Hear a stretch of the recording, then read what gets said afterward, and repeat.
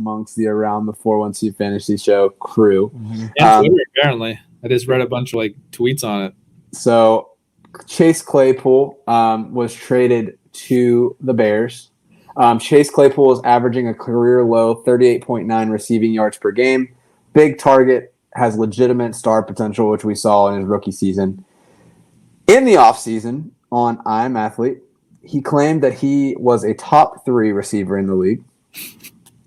The Bears really needed a wide receiver too. Their number 2 currently was N'Keal Harry, who scored a touchdown against all odds last week. They also have Dante Pettis as a deep ball stash, but the Bears are getting Claypool. It's hopefully going to help Justin Fields. We've seen in other cases where young quarterbacks such as Tua Tagovailoa or Jalen Hurts, where they get a bona fide stud at wide receiver, it's been able to help them elevate their game. So do you think that Chase Claypool, or are you going to go crazy for him? Does he take that next step in Chicago that he was unable to do in Pittsburgh? I'll go last. Okay. Let me go last because I know I'm the oddball, so let me go last. Yeah, I mean, when you give up the type of capital that they did to get him, like we mentioned, it's going to be a high second-round pick as well. I think that they would like for him to be the featured guy. The thing is, though, you look at Darnell Mooney. Darnell Mooney fits the bill for what Justin Fields has utilized the best at Ohio State. That's kind of what I'm looking at, like a similar skill set to a Garrett Wilson, to a Chris Olave, where Justin Fields had the most success with. Granted, really, he hasn't had this type of receiver when you talk about the traits that Chase Claypool brings to the table. And that's kind of the argument for me for what Chase Claypool is going to be in Chicago. When you look at Luke Getsy, what he had in Green Bay, I know a lot of people, including my friend Jacob Infante, who covers the Bears, they've been talking a lot about trying to find like an Allen Lazard type of guy that offers that inside-outside versatility. They feel like Chase Claypool is that type of a receiver. I think that obviously a little bit more upside than an Allen Lazard. But for me, it's hard to say because I don't know that we've been able to fairly evaluate Chase Claypool in Pittsburgh's offense. I don't think he's as productive as a player as we saw his rookie year. I also don't think he's as bad of a player as we've seen for the last season and a half. So what is Chase Claypool? I'm not totally sure, but I tend to still believe that Darnell Mooney is Justin Fields' number 1 option in the passing game. I guess I'll chime in with this. I agree with Zach. So if we're looking, and to me, this isn't really a matter of Claypool. It's what I feel about how the Bears are going to operate their offense and what they're going to do with Justin Fields. So if we look at the attempts per game that he has going into this season, he's averaging 19.9 passes per game. His high in attempts is 27. He usually is between the 17 to 23 mark. The Bears are running the ball 60% of the time, and I don't think that's a reflection necessarily of the people that they have on offense. It's a reflection of how can we stay in the game. It's by running the ball, controlling the clock. When Fields does drop back, which is about 30 times a game, if he doesn't see something, he's probably going to run. From what I've seen in Fields this year, from the games that I've watched, is that he's very much I know what my read is before the play. I'm locked onto him, and no matter what happens, I'm either throwing it to that person or I'm running. And I don't think that there's going to be enough targets to go around for Chase to be relevant. Now, could this change? Will they maybe attempt to throw the ball a little bit more? Maybe. But in games where they've lost by 20-plus points, it's not like his attempts are there. Their game script is -4, so on average, they're down 4 points. And he only averages 3 deep ball attempts per game, which is kind of middle of the pack for the league. But they're last in the league in team pass plays per game. The protection rate isn't really there. They're in the bottom third of the league for that. And he's only averaging 150 yards per game. So from a fantasy perspective, I just don't see where Claypool can possibly take, it just hurts everybody in the offense. Maybe they get marginally better, but I know at the beginning of this season I said that there's no way that Tua can support Jalen Waddle and Tyreek, and I've eaten quite a bit of crow on that. But I don't think that Justin Fields has shown any ability to even or flashes that he can support one receiver, let alone 2. Okay. I agree with everything you guys are saying 100%. history shows that this isn't going to be anything. I'm more on, to your point, the Dolphins argument. I felt like history doesn't always repeat itself. And I thought about this more after we had the discussion. A lot of people are saying that Kenny Pickett is throwing the ball too much and it's bad for his development. A lot of people are arguing with that and they need to run the ball more. I think that Justin Fields has already had that opportunity to build around the run game. And I think that the Bears need to throw the ball and they need to see what Justin Fields is going to be. This is similar to an argument that I had 2 years ago when I was arguing with people about fantasy football before the show started. When David Johnson got traded for DeAndre Hopkins, it was such a ridiculous trade to me that I was just like, they need to make David Johnson work or else they just look even worse for making that trade. Well, they sure did. Exactly. But that's my argument is that they gave up a high second round pick. And if they're not going to throw him the ball, then what the hell were they doing?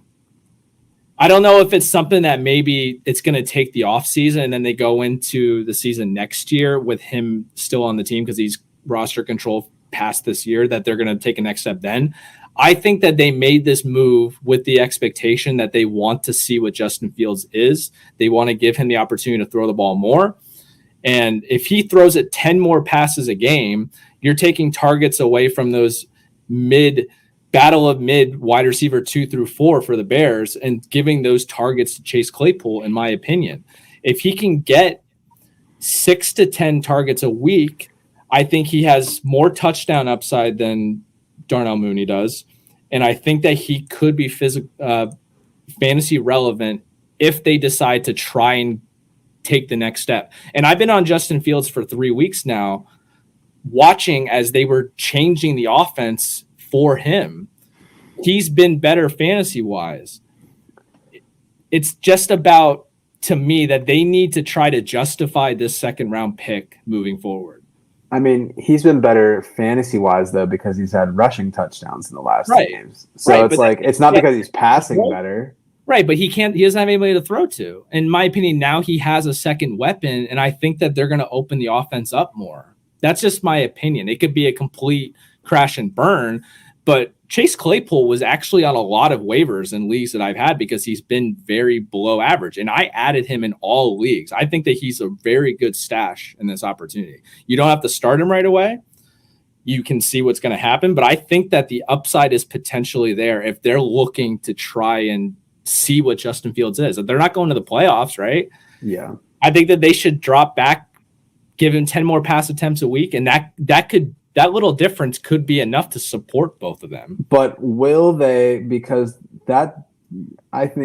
Minnesota's running away with that division. Right. But with so many teams that are borderline 500, does it make sense for them when they're 3-5 and they've had some close calls where they could easily be 4-4, 5-3? Why would they change the offense if it's keeping them in games for the most part? Because as of right now, the Bears, their receivers have 55 receptions and 784 yards on the season. Because it's not about this year. It's about beyond. Like, is Justin Fields the guy moving forward or not? They need to determine if he's a guy. That's where it's all about to me. I think that they made this move because they want to try and see what the future holds. And I'm holding out hope with him on my bench that potentially he could become something. Yeah. It's just weird to me that they're like, why wouldn't they just draft George? I personally think he has a chip on his shoulder. I think that he wants to prove a lot of people wrong because he had a very good rookie year and then he fell off, essentially. Yeah. It's just weird from like the Chicago perspective. It's like you had 2 second-round picks. Like you passed on Pickens twice. Yeah. Amari Cooper was traded for a 5th-round pick. Like, why wouldn't you have been in on any of those? They screwed up. To take Velus Jones in the 3rd. Right. I think they realized they screwed up. I don't the thing is, I definitely agree that they want to pass more than they have. Yeah. I mean, if you bring in Luke Getsy, the background that he has, which by the way, former Pitt Panther, shout out, but he was the quarterback coach and passing game coordinator in Green Bay. And that's why Jacob was telling me like they are looking for a guy with inside-outside versatility. They're willing to give up this pick for it. Chase Claypool comes into play. I think that they definitely want to throw the ball more. I think the desire is there to prioritize this guy. I'm just skeptical about it working out. I have no doubt that they're going to try to do it. Right. Yeah. I just So don't think it's going to work out. that's why I agree with you guys, because odds are it doesn't, because like Fields hasn't shown that he could do it.